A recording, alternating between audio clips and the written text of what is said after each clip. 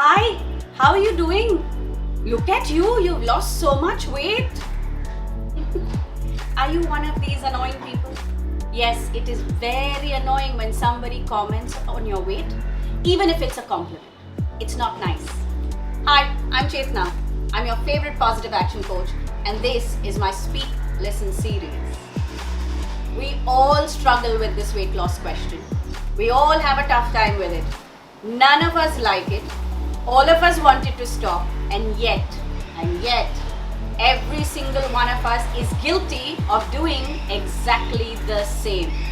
Every time that somebody has commented on your weight, whether it's an old auntie, whether it's your mom, your sibling, your cousin, your friend, you get irritated, you get annoyed. You may put on a smile, you may step into a little victim energy, throw yourself a small pity party, you may do all of that, but you hate being asked or being told anything about your weight. And yet, when you meet your friend after a month and a half, especially after this entire lockdown, what did you do? You too commented on their weight, didn't you? Think about it, you did. It's what all of us do. We're all struggling with body image issues.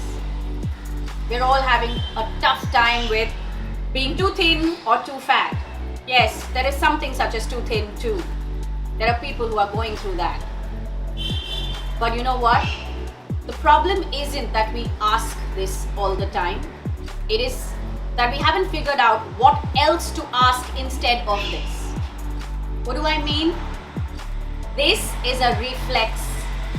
Commenting or talking about somebody's weight is a habit. It's an impulsive thing that happens for you because you're so used to saying, hi, how are you? Look, you have lost so much weight. Or hi, how are you? Oh my God, why have you put on so much weight? It's as if, hi, how are you? And a comment on weight just goes together. Well, I'm going to tell you this. Change it. I'm going to give you different words to use, and all you have to do is have the presence of mind to practice it. So, when you say hi, how are you? Follow it up with, you're looking happy, your face is shining, I love what you're wearing, that color looks good on you.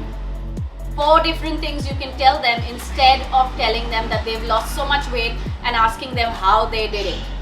Because you know, when you ask somebody how they did it, you're just looking for a reason to shame yourself or looking for a magic pill because you have been failing at it.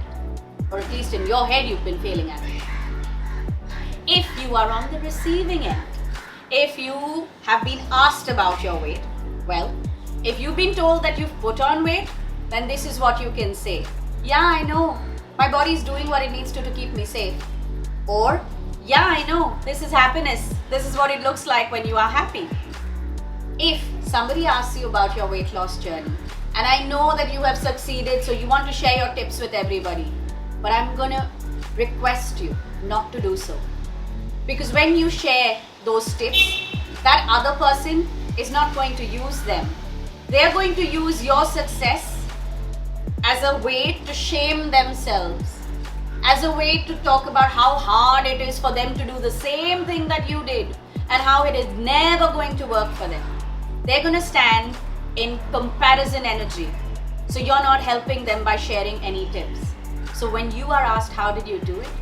Respond with, I learned to listen to my body. I finally started understanding what my body needed and wanted. Trust me, you will be doing them a big favor by just saying that. Like I said, speak, listen, act.